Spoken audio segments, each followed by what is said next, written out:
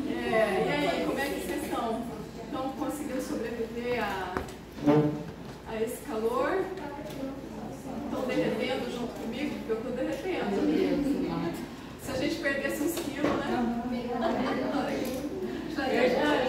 Esse é bom, né? Verdade. Queridas, mais uma reunião nossa que o Senhor nos traz aqui para falar ao nosso coração, para nos ensinar. Hoje nós vamos ver mais uma viúva, a viúva de Naim, né? Nós vamos ver aqui um milagre acontecendo, como Jesus opera na vida dessa mulher e o que o Senhor tem para falar conosco através dessa personagem e dessa passagem, né? Vamos orar para que a gente possa começar então a nossa reunião, tá bom? Pai querido, muito obrigada, Senhor. Obrigada porque o Senhor é conosco. Obrigada porque o Senhor nos trouxe aqui nesta tarde. Te louvamos e te bendizemos por tudo aquilo que o Senhor tem feito nas nossas vidas. Pedimos que o Senhor fale conosco, que o Teu Santo Espírito tenha liberdade de falar conosco nesta tarde e que os nossos corações tenham sido preparados para receber essa palavra, ela se torne vida dentro de nós, para a honra e glória do nome do Senhor Jesus. É no nome dele que nós oramos e agradecemos. Amém. Nosso estudo de hoje está em Lucas, né? Vocês receberam ali Lucas 7, de 11 a 17, né? Jesus tinha curado, no capítulo anterior, Jesus tinha curado o servo do centurião com uma só palavra. Não sei se alguém se lembra desse episódio, mas com uma só palavra ele cura o servo do centurião. E aí Jesus sai de Cafarnaum, que era onde estava ali o centurião, o servo, tudo isso que aconteceu. Cafarnaum era a Vila da Consolação, que significa Vila da Consolação. Jesus sai da Vila da Consolação, onde ele havia consolado ali uma pessoa, uma família, um grupo de amigos, né, com essa palavra de vida, e vai juntamente com os seus discípulos e com uma multidão que seguia eles agora, até a cidade de Naim, que significa aconchego, tranquilidade ou calma. Essa é a cidade de Naim. Então, nos leva a crer que era um bom lugar para viver, né? Aconchego, tranquilidade e calma. Mas quando ele chega perto da porta da cidade, ele encontra uma mulher, uma viúva, que não vivia um momento tão calmo assim, tão tranquilo assim. O seu filho, o seu único filho, havia morrido. E em breve seria enterrado. Então vinha o cortejo trazendo o menino, né? Então, de um lado, uma multidão alegre com a presença de Cristo, a presença da vida, e do outro lado, um grupo de parentes e amigos que choravam a morte de um rapaz, de um menino, do filho de uma viúva. Não fala a idade dele, mas deve ser um menino, né? O que a gente sabe é que, por ser o único filho, era o que iria prover para ela, né? Então, aqui ela perde o provedor dela. Essas duas multidões se cruzam. Enquanto uma estava levando a morte, o morto, a outra estava trazendo a vida. O autor da vida estava ali, entrando na cidade. E ele vai operar um grande milagre, né? É interessante notar a progressão dos fatos. O servo do centurião estava à beira da morte, enquanto que o filho da viúva havia verdadeiramente morrido, estava morto, né? Então, no primeiro caso, Jesus revelou o seu poder sobre uma grave doença, mas no segundo caso, ele revelou o seu poder sobre a morte, né? Revelando que ele é o Todo-Poderoso. Nada se sabe sobre a identidade dessa mulher, né? Inclusive a Larissa vai trazer uma parte aqui que sabemos muito pouco dela, né?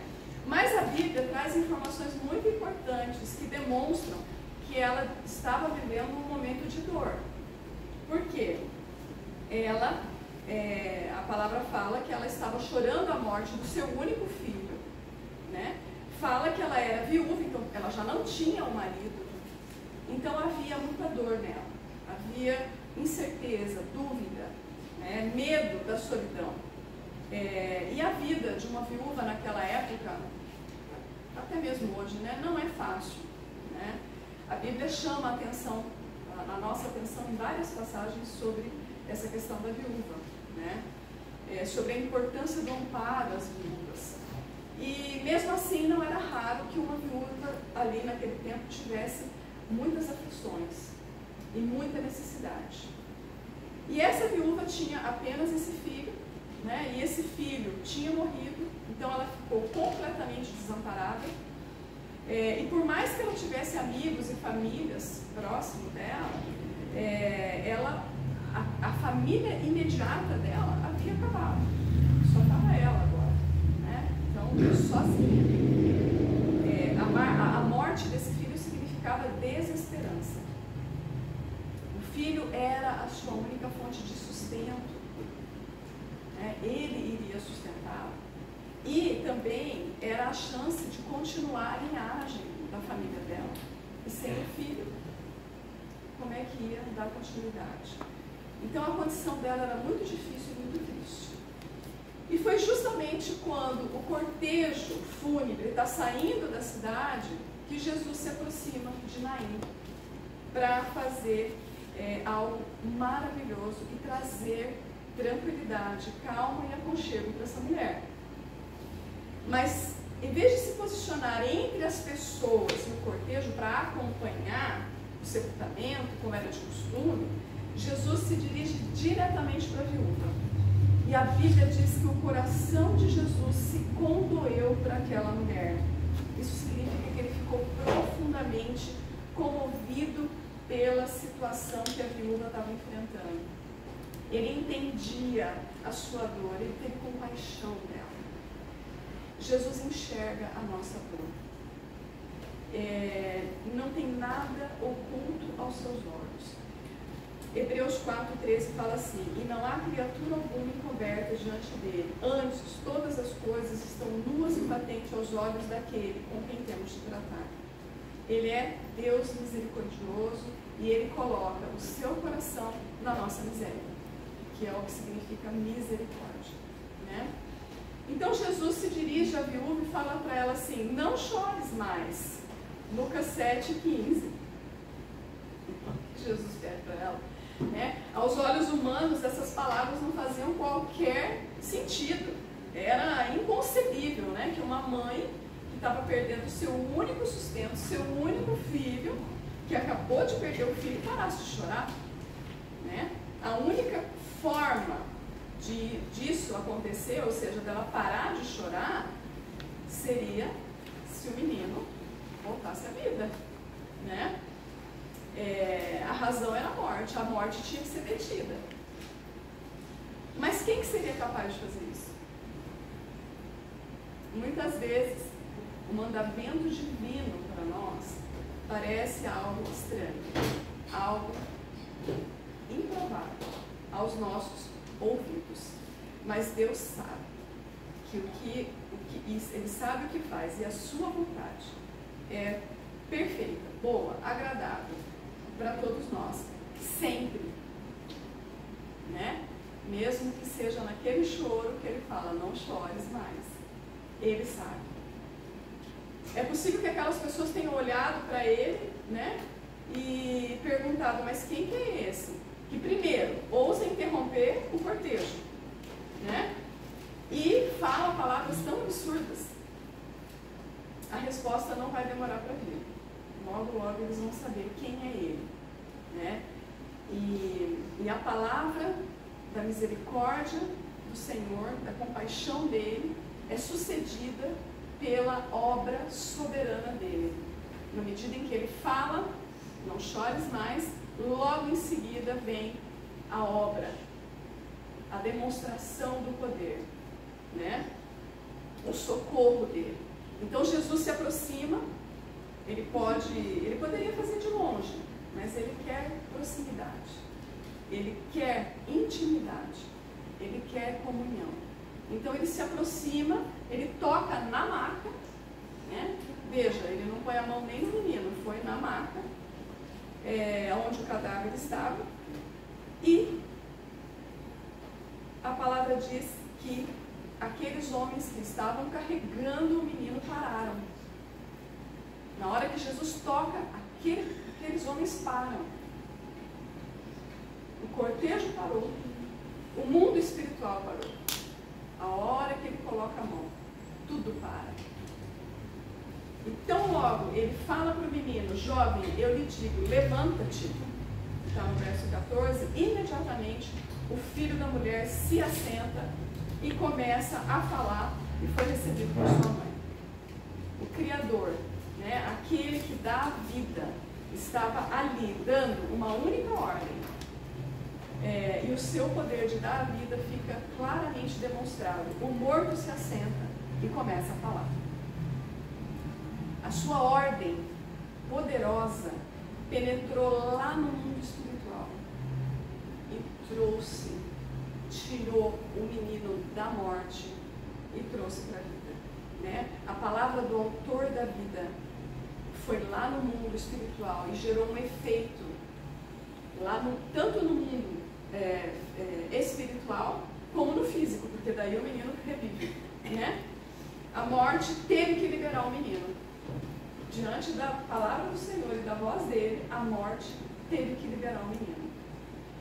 A morte não tem a última palavra. A última palavra é sempre do nosso Senhor.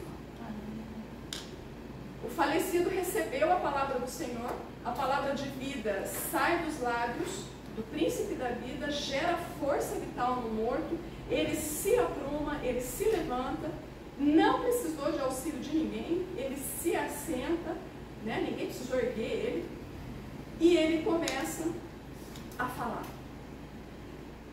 Ele vivia novamente, como se jamais tivesse morrido. O Cristo, o ungido, o Messias, acordou alguém daquela maca, como é que chama, Larissa?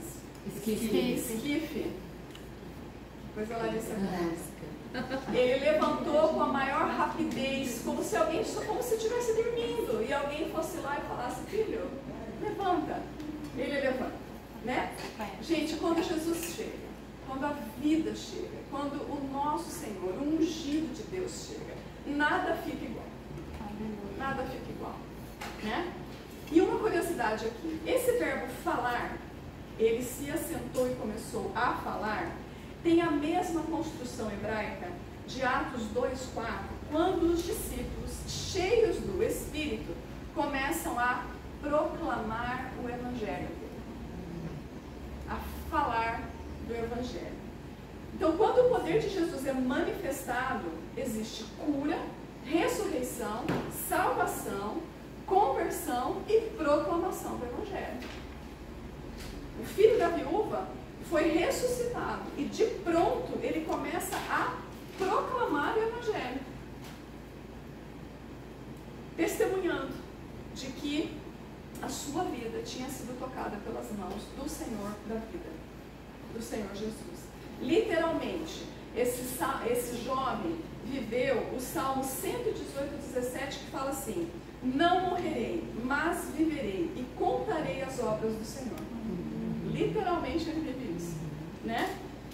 Que possamos nós também, né, sermos vivas, vivificadas e abrir a nossa boca para as maravilhas do Senhor, para falar, né? Jesus restaura a vida do filho e a vida da mãe, porque agora ela pode parar de chorar, né? Agora ela vai voltar a viver no aconchego, na tranquilidade, na calma, né? Ele mudou completamente o destino dessa família. E é isso que Jesus faz. Ele restaura a nossa vida, ele restaura a vida da nossa família. Ele tem compaixão de nós e ele nos oferece uma vida nova. Jesus disse assim: eu sou a ressurreição e a vida. Aquele que crê em mim, ainda que morra, viverá. E quem vive e crê em mim, não morrerá eternamente. Você crê nisso? João 11, 25, 26. O mundo precisa saber que todo aquele que crê em Jesus, com certeza, ainda que esteja morto, viverá. ressurreição do filho dela causou um grande temor em todos que estavam ali, né? Antes disso, as pessoas já tinham visto Jesus realizar milagres, como, por exemplo, curar doentes, deficientes, mas esse milagre foi o primeiro que ele ressuscita, que ele traz à vida alguém que estava morto, né? Então, envolveu aqui a ressurreição. Só depois é que a filha de Jairo e Lázaro são ressuscitados. Inclusive, o nosso próximo desafio é a ressurreição de Lázaro. Não percam. Tá? Então, as pessoas começaram a glorificar a Deus, a dizer que um grande profeta havia sido enviado no meio deles. Essas pessoas estavam certas em glorificar a Deus, porque realmente houve um milagre, algo extraordinário, né? Porque só Ele pode levantar alguém da morte. Toda a honra e toda a glória devem ser dadas a Ele. Somente a Ele. Nós, como seres humanos e pecadores, nós não conseguimos nada se não for pela graça e pela misericórdia do Senhor. Tudo que acontece na nossa vida, seja grande ou seja pequeno, deve ser atribuída a glória a quem é merecido, a quem é devido, que é o nosso Senhor. Então, eles começam a glorificar a Deus. Aquelas pessoas também acertaram quando identificaram que Jesus havia sido enviado como um grande profeta de Deus ao seu povo. Como Moisés já havia dito em Deuteronômio 18:15, o Senhor teu Deus te levantará um profeta do meio de ti, de teus irmãos, como eu, a ele ouvireis. Um grande profeta. Mas erraram ao definir a sua identidade apenas como profeta. Ele era muito mais que um grande profeta de Deus.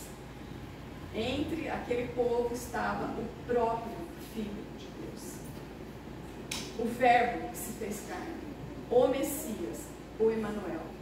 Então aquelas pessoas não conseguiram enxergar que diante dos seus olhos o único Filho de Deus havia ressuscitado o único filho da viúva. Mesmo sem as pessoas prestarem a Jesus toda a honra que ele merecia, a notícia do milagre se espalhou por toda a região até hoje, O milagre foi realmente muito significativo. Além de ter sido o primeiro milagre da natureza, de ressurreição, ele nos convida a admirar a extraordinária majestade do nosso Senhor, a forma como ele trabalha, como ele opera, A história do filho da viúva de Naim nos ensina que nada foge ao controle do nosso Deus. Por mais que a gente não entenda algumas situações e circunstâncias, Deus tem um propósito para todas as coisas. Jesus estava entrando em Naim justamente no momento em que o cortejo fúnebre estava saindo. Isso não foi mera coincidência. Tudo ocorre de acordo com um plano que é soberano, plano soberano e imutável de Deus.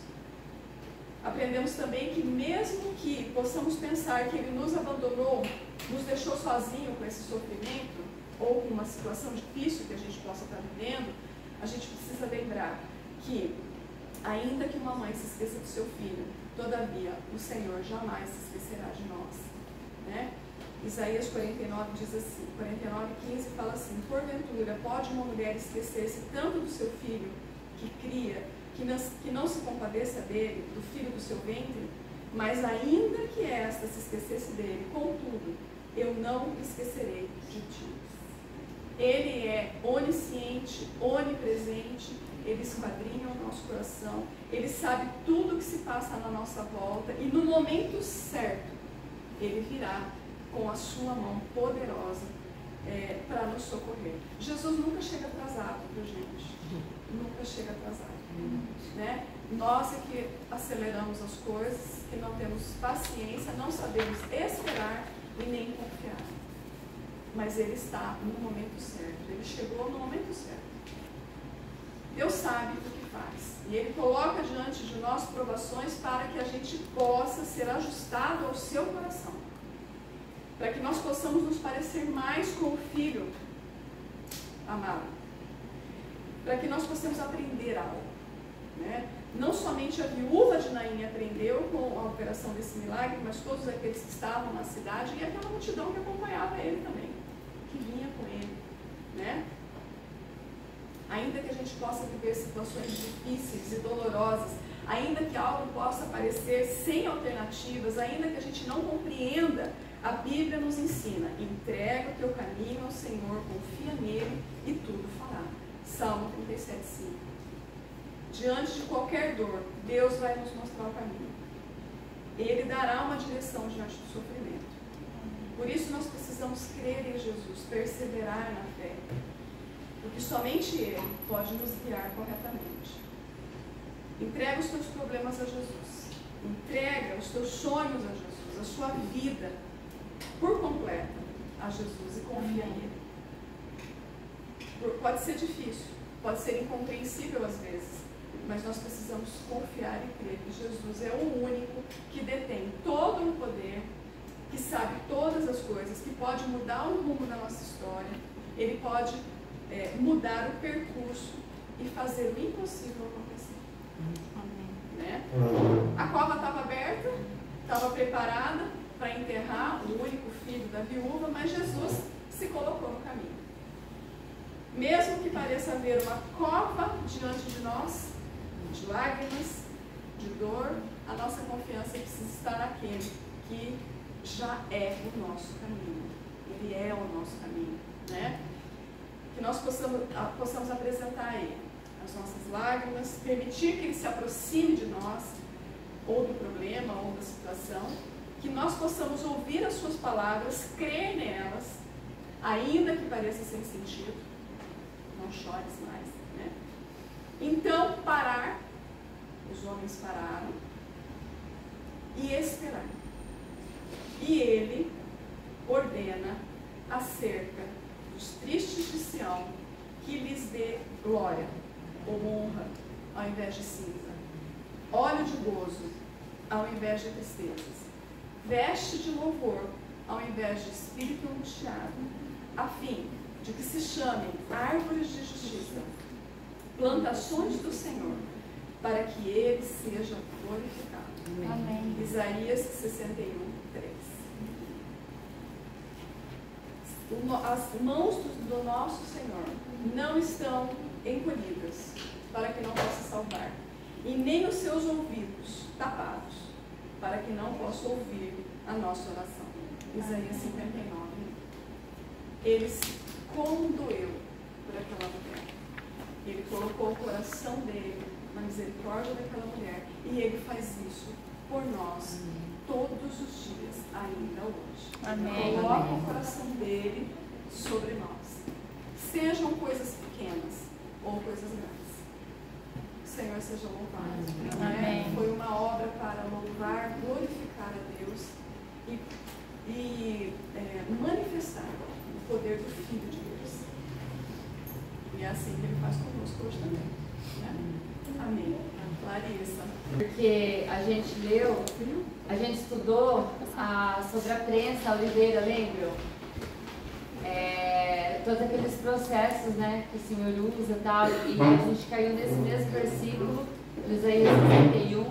Então, para a tristeza se converter em alegria, tudo, né, a obra do Senhor, mas às vezes dói, e doeu, assim, né, sentiu muito, né, até. Mas o que a Elô falou do esquife aqui, o Maurício ouviu uma pregação uma vez de um irmãozinho amava muito o Senhor, mas era muito simplesinho. E ele falou assim: gente, o Senhor tocou o esquife e o menino ressuscitou. A música deve ter sido linda, que instrumento maravilhoso. Esquife é instrumento. E a minha versão da Bíblia também é esquife, mas depois daquela, eu nunca mais, eu não vou falar besteira, né? Esquife era o nome da maca, era outro nome pra maca, né? Aí quando eu contei pras meninas, né? Oi? Mas aberto, ele é meio aberto. Se você ver as ilustrações, ele é meio quase mais parecido com uma maca mesmo. Assim, parece uma que eles maca. tinham, né? Parece uma Na maca. tradução. E outra coisa que foi muito interessante é porque assim, o que fala dessa mulher na palavra? Nada. Ela perdeu o filho. E aí nós ficamos 3 semanas, Senhor. Eu acho que foi o estudo que mais demorou, não foi? A gente já estava assim: Senhor, alguma coisa o Senhor quer dizer? A tua palavra não cita ninguém para casa, com uma vírgula, um ponto, né? Faz diferença. E a gente ficou clamando. E aí o Senhor trouxe algo muito diferente, que nos surpreendeu, porque é essa aplicação da Elô, que vem já amarrando com outras que a gente fez, né, das aflições, às vezes o jeito que o Senhor nos mói ali, e é muito maravilhoso.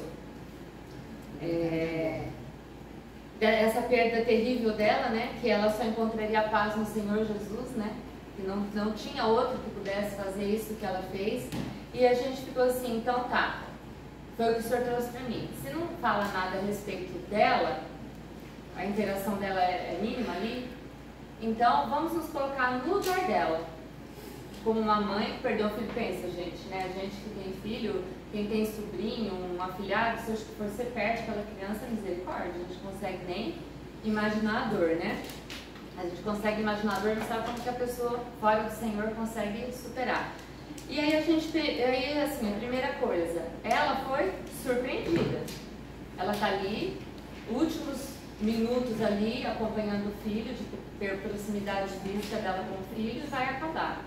E ela é surpreendida, não só por Jesus, não só por ele e seus discípulos, mas por ele, os discípulos, é aquela grande multidão que já vem daquele milagre lá, né?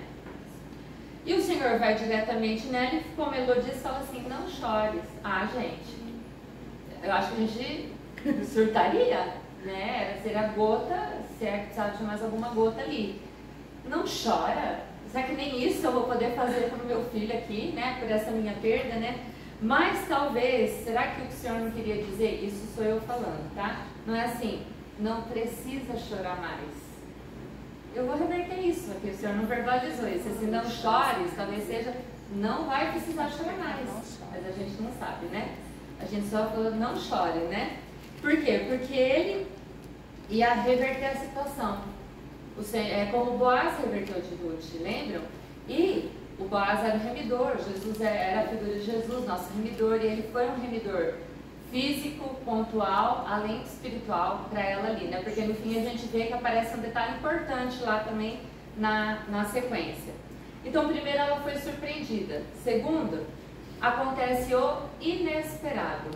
Ela não esperava de forma alguma que o filho dela ia ser ressuscitado. Talvez ela já tivesse ouvido lá da viúva de Sarepta, da Sunamita, como nós já vimos, que ali o negócio era tudo muito próximo, as localidades, e a palavra corria, né, gente? Uma pessoa ser ressuscitada, né? Aqui a viúva de Sarepta e a Sunamita tinha sido bem antes, mas nós temos as tradições da palavra ali que foram contadas oralmente, registradas na Bíblia. Então eu creio que talvez ela pudesse até saber. Mas ela não sabia onde estava Jesus ali. Não diz que ela procurou, que ela mandou procurar, igual Marta e Maria fizeram com Lázaro. Avisa o Senhor, né, que o amigo dele. Não teve isso. Então ela foi surpreendida e acontece esse algo inesperado, né? E não foi só ela que viu Jesus como alguém inesperado, né? E aqui é um texto que o Senhor trouxe, gente, que eu achei a coisa mais linda. Jesus, o inesperado remidor. O autor é John Bloom. Por todas as escrituras, vemos Jesus quebrando expectativas, sendo inesperado. Apesar de esperarem que o Messias nascesse em Belém, não imaginavam que seria por causa de um cadastramento. Apesar de esperarem um rei, não imaginavam que ele fosse nascer numa manjedoura. Apesar de esperarem que ele fosse recebido com honras, não imaginavam que essas honras viriam de reis magos pagãos. Os judeus não esperavam que ele crescesse na Galileia, muito menos na cidade de Nazaré, e muito menos que ele fosse filho de um carpinteiro. Rei vem de uma dinastia, vem de uma linhagem, não é? Maria e José não esperavam encontrar Jesus debatendo teologia com os rabis no templo depois de 3 dias sumido. Anos mais tarde, ninguém esperava que ele próprio se tornasse um rabi, um mestre, e nem que seu grupo de aprendizes fosse formado por pescadores, coletores de impostos e zelotes, né? Ninguém esperava também que ele fosse confrontar os judeus, tão justos aos seus próprios olhos, com mais força do que os próprios romanos confrontaram. Mas também ninguém esperava que ele encontrasse mais fé no centurião romano do que em toda a nação de Israel, né?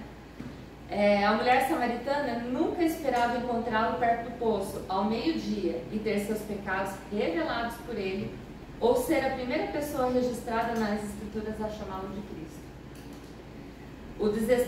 O desesperançado paralítico nunca esperava que Jesus fosse até ele e o curasse fora do tanque de Betesda. O cego de nascença nunca esperava enxergar Jesus e descobrir que os fariseus, que tinham os olhos perfeitos, não conseguiam ver quem ele realmente era. Maria e Marta não esperavam que ele demorasse 3 dias para aparecer quando Lázaro ficou doente e morreu, e muito menos que ele havia permitido isso, feito isso de propósito, para ressuscitá-lo. É o próximo, hein? Não perca. A viúva de Naim não esperava que ele fosse ao encontro, de encontro a ela e a sua situação desesperadora, e muito menos que ele ressuscitasse seu filho, revertendo a situação. E por fim, ninguém esperava que o Messias, o filho de Davi, fosse condenado por blasfêmia e executado, sem um julgamento digno e dentro da lei. Muito menos que a morte não o venceria e que 3 dias depois ele ressuscitaria. Então Jesus, gente, ele é inesperado. Ele não fez nada de acordo com a expectativa de ninguém, de acordo com nada que ninguém esperasse. Ele é o inesperado. Mas tudo que ele fez foi profetizado. E Jesus foi muito esperado por todos. Mas o como, o onde, o porquê dele ter vindo foram inesperados. O padrão bíblico nos ensina que Jesus não está particularmente preocupado com expectativas humanas e pode ignorá-las totalmente. Porque ele se preocupa mesmo é com os pecados dos homens. E é por isso que devemos esperá-lo nas nossas murmurações, no pecado que nos faz tropeçar, nas nossas fraquezas persistentes, nos nossos questionamentos paralisantes e em todas as situações das quais não temos saída. É por isso que ele vem ao nosso encontro, para nos amar da forma que mais precisamos ser amados. Pode ser por isso, inclusive, que ele não vem de encontro a algumas das nossas expectativas. Elas não são o que nós realmente precisamos. Então, espere por Jesus nos lugares mais inesperados. Pode ser no momento mais desesperador, como o da viúva de Naim.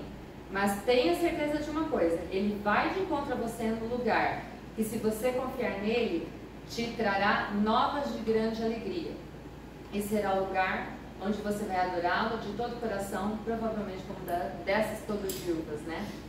Que texto lindo, né, gente? Eu nunca tinha pensado nisso. A gente ouve dizer, eles esperavam isso, Jesus fez aquilo, mas quando coloca assim, listado dentro de um tema, a coisa toma uma outra proporção, né? Eu achei maravilhoso. Então, a viúva de Naim, assim como a viúva de Naim, nós também passamos pelas prometidas aflições. Mesmo que nos sintamos sozinhas nelas, a palavra nos diz que o Senhor as vê. O Salmo 56 diz: Tu mesmo anotaste o meu lamento e recolhe em teu odre as minhas lágrimas. Ora, acaso não registras tudo em teu livro? Demais, né? Tudo, o que é bom e o que é ruim. Ele tem um odre, ele tem um vaso com as lágrimas dos santos dele. E 2 Reis 20 diz assim: Ouvi a tua oração, eu vi as tuas lágrimas. Às vezes a situação é difícil e paralisante, e que o Senhor tem que vir, na qual o Senhor tem que vir ao nosso encontro, como foi dessa viúva, né? E fazer conosco o que ele fez com ela, né?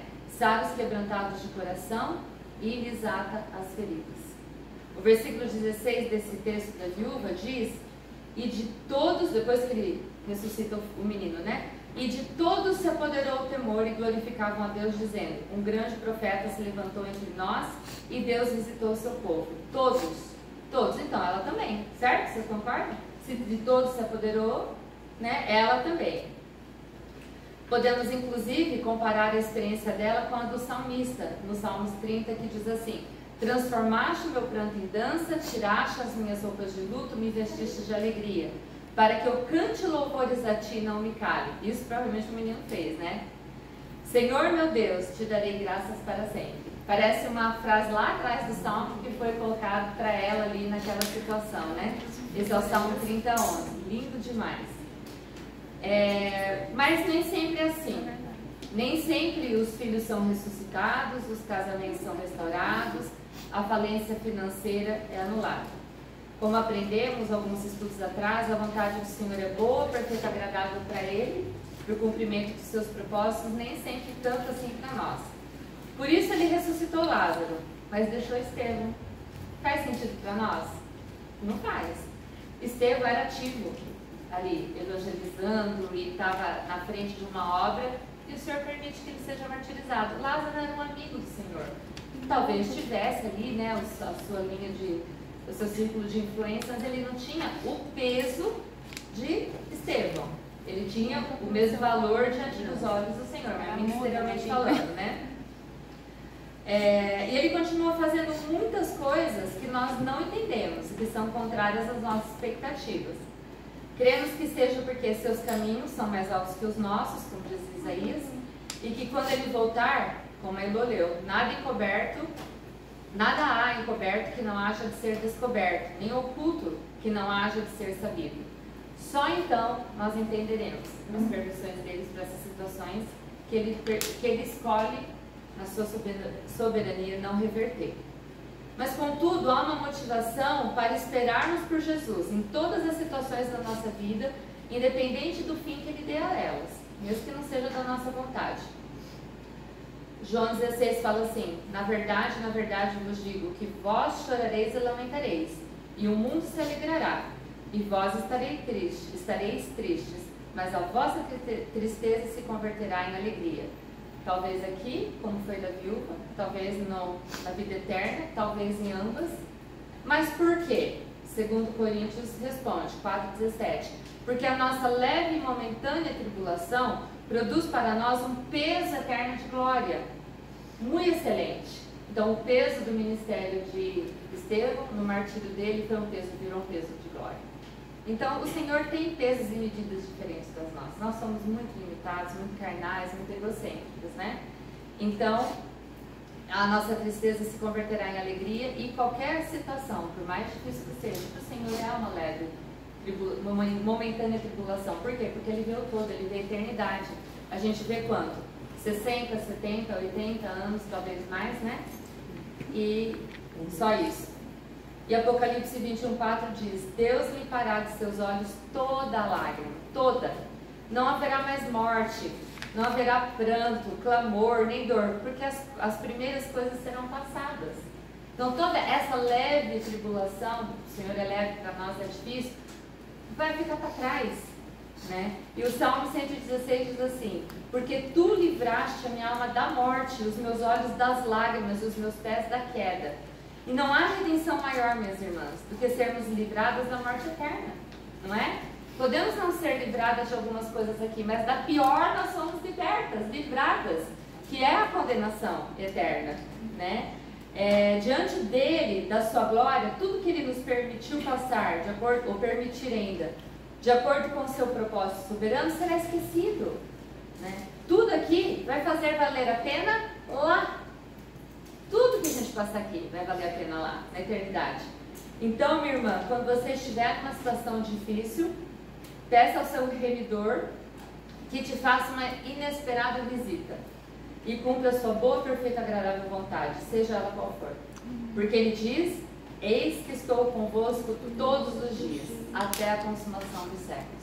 Mas enquanto ela falava, teve uma coisa que ela falou que me chamou a atenção, que é o seguinte: o Senhor está conosco, não está? Ele está dizendo aqui. Então, Ele está conosco em qualquer situação, momento, minuto da nossa vida. Mas por que às vezes a gente não enxerga? Porque a gente não espera. Como ela falou, uma tamanha revelação dessa, de ver um menino morto, e eles tinham aquele velório prolongado. Então, o menino estava realmente bem morto ali, né? Quase passando já. E Jesus ressuscita, foi assim com Lázaro também. Mas o que viram nele? Só um profeta. Só um profeta. A gente às vezes vê só uma coisa, só aquilo. E o Senhor quer às vezes naquela situação se revelar para a gente de outra forma. Então qual é a atitude que a gente deve ter? O que contribuiria para a gente sair com ganho? Senhor, o que o Senhor quer me revelar aqui? Qual o aspecto do Senhor que o Senhor quer revelar para mim nessa situação?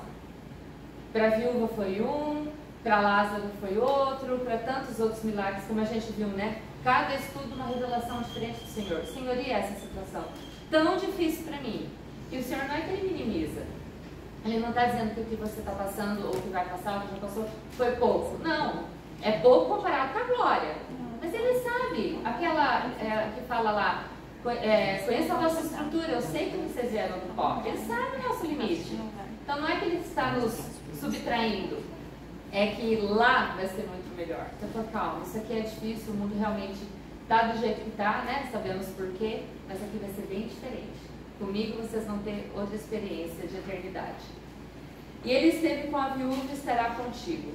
Ou ele vai mudar a circunstância que você se encontra, como ele fez com ela, ou ele vai mudar o teu coração e te capacitar a passar pelas águas, como fala Isaías 42.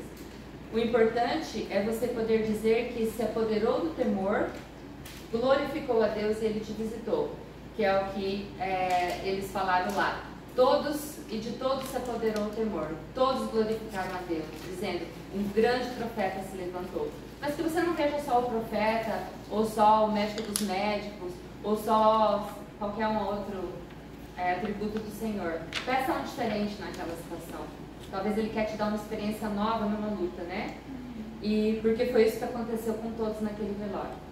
Então, gente, não sabemos nada da viúva, mas eu acho que olhando assim, a gente, né, vê que experiência tremenda que ela teve, né? Saiu glorificando o Senhor. Então, que seja assim conosco. Situações alegres, felizes, glória a Deus, nas mais difíceis, glórias a Deus também. Se revela a mim, Senhor. Amém. Amém.